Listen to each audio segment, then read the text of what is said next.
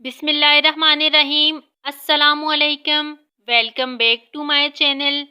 کیا تم جانتے ہو نصیب بے شک اللہ کے دستہ قدرت میں ہے، مگر دعاؤں کا اختیار اس نے ہمیں دیا ہے، اور دعائیں ہی ہیں جو تقدیر بدلنے کی طاقت رکھتی ہیں۔ ہاتھوں کا اٹھ جانا اور سر کا جھک جانا کبھی بھی ہمارے بس میں نہیں ہوتا۔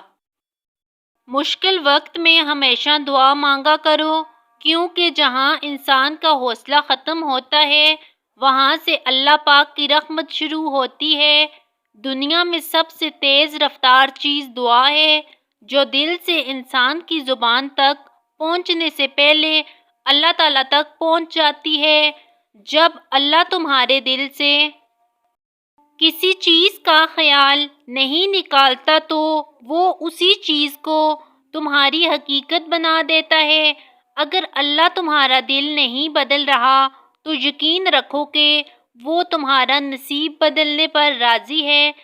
جس پکار کو ہر لمحہ ہر دفعہ تمہارے منہ سے سنتا ہے، پھر وہ اسے کیسے رد کر سکتا ہے؟ مانگنے کی شدت قبولیت کی سب سے بڑی دلیل ہے۔ ایک ہی دعا کا بار بار دل میں آنا یوں بے وجہ تو نہیں، انتظار کے باوجود کبھی دل کا ایک ہی دعا کو دہراتے رہنا کبھی بے وجہ تو نہیں ہوتا۔ اللہ تعالیٰ کوئی بھی خواہش دل میں یوں ہی نہیں ڈالتا۔ معجزے تب ہوتے ہیں جب تم اس وقت بھی دعا مانگنا نہیں چھوڑتے جب دنیا تم سے کہہ رہی ہوتی ہے یہ تمہارے لیے ممکن ہی نہیں۔ جانتے ہو ایسا بھی ہوتا ہے، تم تو بھول جاتے ہو اپنی سالوں سے مانگی ہوئی دعاؤں کو۔ تم مانگتے مانگتے تھک جاتے ہو یہ سوچ کر کے دعا قبول نہیں ہوتی تو کیوں مانگوں، لیکن تمہارا رب کبھی نہیں بھولتا۔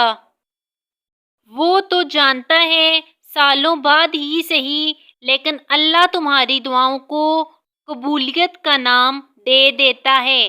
اسے سب یاد ہے۔ تمہارا راتوں کو اٹھ کر دعائیں کرنا، اپنی دعاؤں کی قبولیت کے لیے معجزوں کا انتظار کرنا، تمہاری تڑپ اور تمہاری جستجو، وہ کچھ نہیں بھولا۔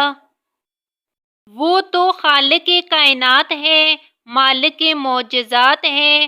معجزے کرنا تو اس کی شان ہے۔ تمہیں بس وہ ایک ہی معجزہ چاہیے جو تم نے مانگا ہے۔ حالانکہ اللہ جانتا ہے کہ تمہارے حق میں کیا بہتر ہے۔ جب تم گرے درد میں سوالی بن کر اللہ کے در پہ جاتے ہو تو تم بے بیاں خاموشیاں لے کر اللہ کے سامنے فریاد کرتے ہو۔ جب تم اپنی خطاؤں پر اس سے رحم کی بھیک مانگتے ہو تو وہ اپنی ساری رحمت سمیت تمہارا استقبال کرتا ہے، اپنی پرسکون سی یاد میں لپیٹ کر دنیا کے ہر درد سے آزاد کر دیتا ہے، اور اپنے نور سے تمہارا بکھرا ہوا دل پر نور کر دیتا ہے۔ بس اس کی طرف آنے کی ذرا سی دیر ہے۔ بس فرق وہاں پہ آتا ہے جب انسان اپنے معاملات اللہ کے حوالے کرتا ہے اور مطمئن ہو جاتا ہے اور کہتا ہے کہ اللہ سے بڑھ کر کوئی اپنے بندے کا خیرخواہ ہو ہی نہیں سکتا۔ جب کوئی معاملہ پریشان کرے اور اس کا کوئی حل نظر نہ آئے تو اسے اللہ کے حوالے کر دیا کرو، پھر اللہ وہاں سے ذریعہ بناتا ہے جہاں سے گمان بھی نہیں ہوتا۔ جس کی دستہ قدرت میں دو جہان ہیں اس کے لیے تمہارا معاملہ آسان کرنا بھلا کیا ہی مشکل ہے۔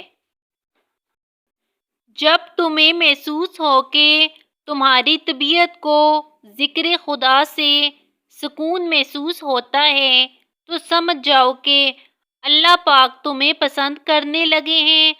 اپنے اس تڑپتے دل کو سمجھا دو کہ اللہ کے فیصلے ढेरों खुशियाँ लाते हैं, बस तुम सब्र करो और अपने ऊपर अल्लाह की अनायतों को बरसता देखो।